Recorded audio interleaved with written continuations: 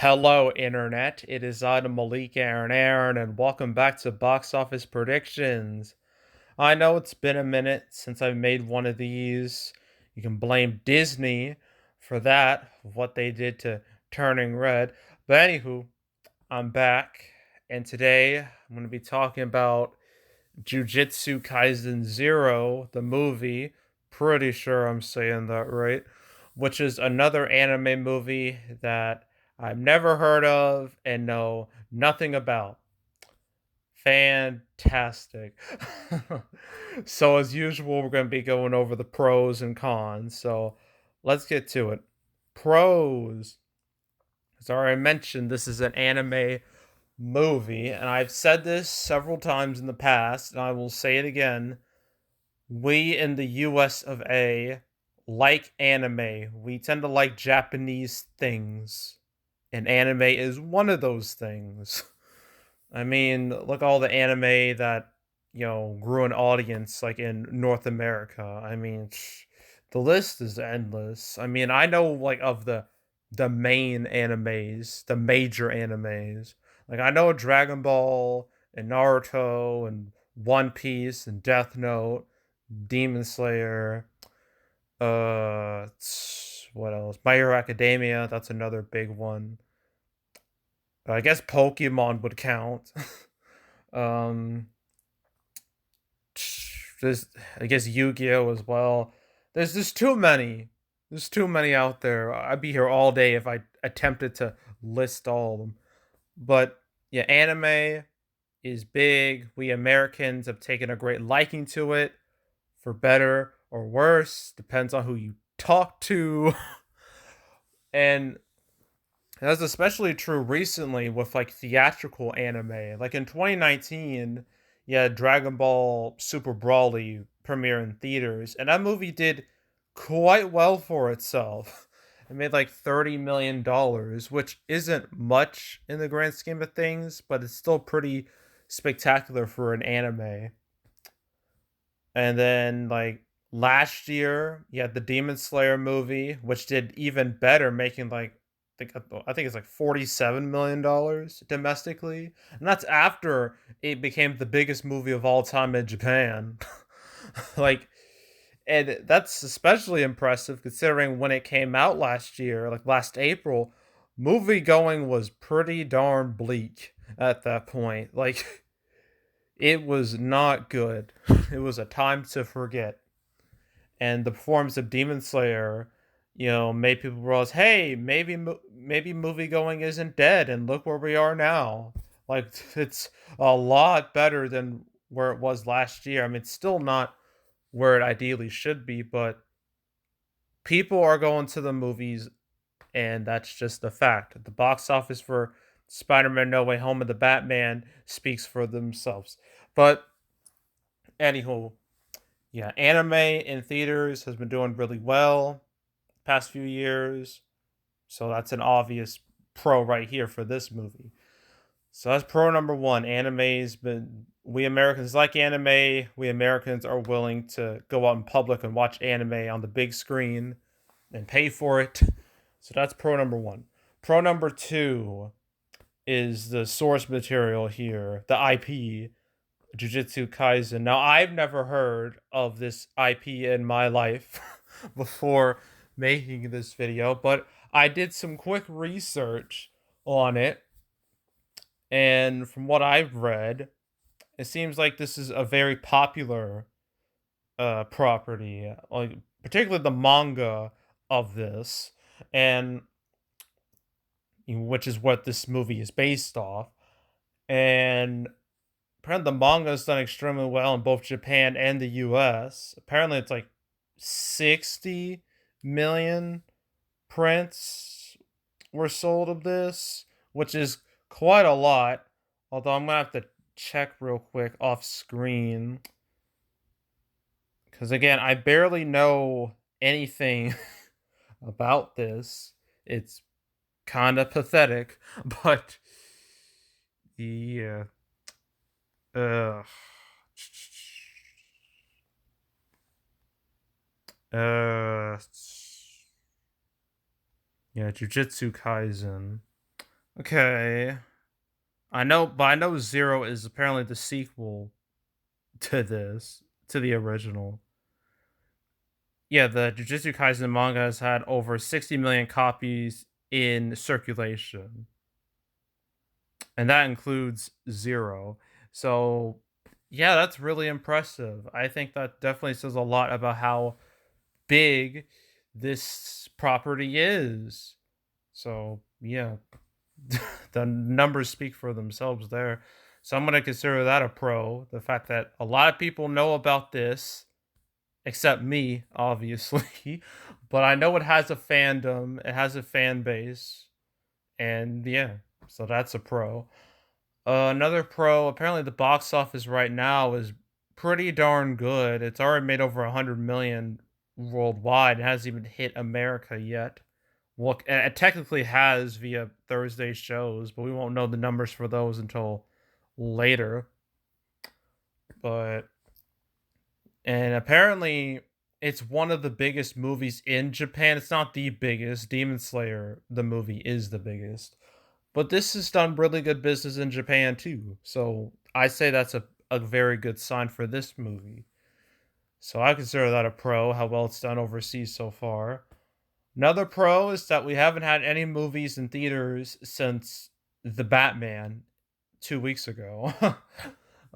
So yeah, The Batman is considered old news now. And so people are kind of starving for like new movies. And I think of all the movies coming out this weekend, this without a doubt has the best chance of success because of all for all the reasons I previously said. So yeah, I think it helps. There's also like a real lack of you know direct competition out there. There's just nothing.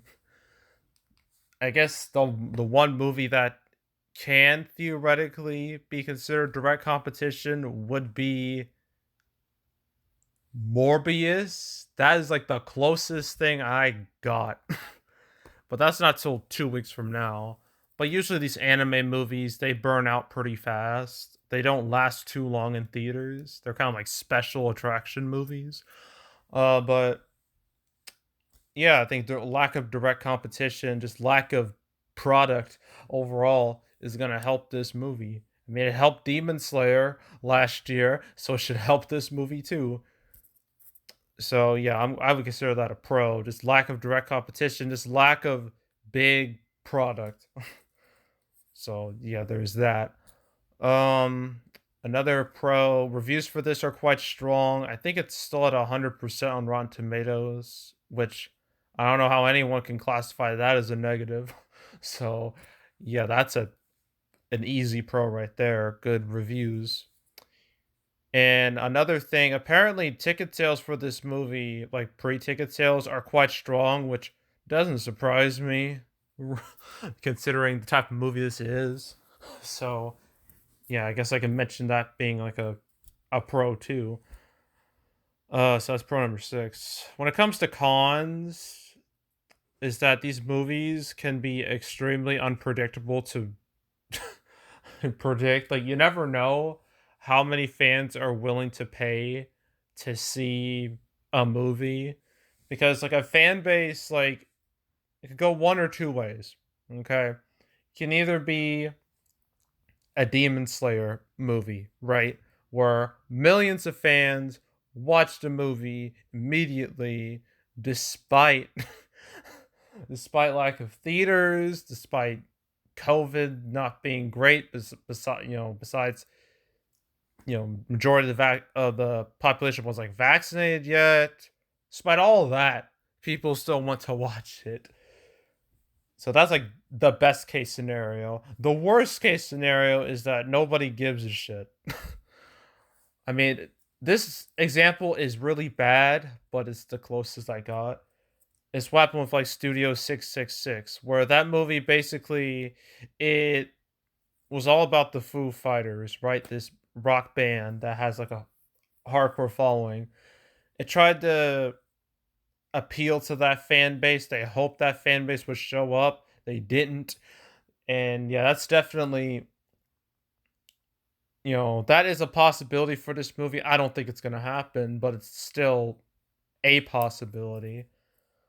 So yeah, it's very unpredictable how many fans will show up to see something. Like you never know until the numbers start coming in. So yeah, I would consider that a relative con, just the unpredictability of like a niche movie like this. So yeah, that's a con in my book. And yeah, I think that's it. So opening weekend. Do I even want to try to predict this? I've been wrong, very much wrong in the past. I know I was certainly wrong with Demon Slayer, and I'm probably gonna have egg on my face for this as well. But I'm going to be, I'm gonna be modest with this prediction. I'm gonna try to lowball it a little bit.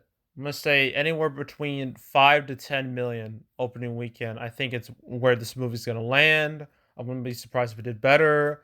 If I'm sticking with 5 to 10 million opening weekend, and its total will probably be, who knows? Anime movies can be brutally front loaded. Um, Probably between 10 to 20 million. I fully expect this to have a strong start, a big ass drop off, and then after that it just dies because that's what usually happens with these anime movies anyway. But it should definitely be the biggest movie of the weekend, no doubt about that. So yeah.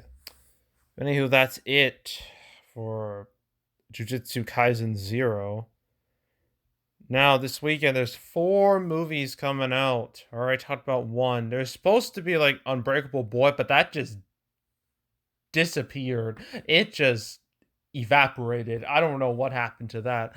But there's 3 more movies I need to talk about. There's The Outfit, there's Amma, and then there's X. And then I'll be it for the weekend. So yeah, really looking forward to those. Although I'm kind of interested in watching X. So yeah. Anywho, yeah, that's it. That's all. Make sure to subscribe, like this video, leave a comment, turn notifications, share the whole drill. Want to check out more videos like this? I got playlists on the homepage, full previous prediction videos I made this year so far. If you want to watch any other past prediction videos I made, just go to the playlist tab. You'll find them with relative ease, so you can go do that. There's also the canceled series where I go over all the movies that were supposed to come out but didn't. Recently, last week I talked about all the DC movies being swapped around. That was a whole big thing. But since then nothing has happened, so yay. But if you want to watch that canceled episode and all the others, all 112, including the most recent one, so that's all. So go right ahead, watch them all in chronological order. Go nuts. So you can go watch all that. There's also box office recaps where I go over the box office results for any particular month. March recap will come out in between the weekends of the 1st and the 8th. So first week of April, midweek probably, or close to midweek. That's when I'll make that March recap video, and that recap video is not going to be very long, judging by lack of content that has come out in March. But yeah, stay tuned for that video. But if you want to watch any of the past recap videos I've done on the channel, you can go right ahead. And yeah, that's it. That's all. I am out. Goodbye.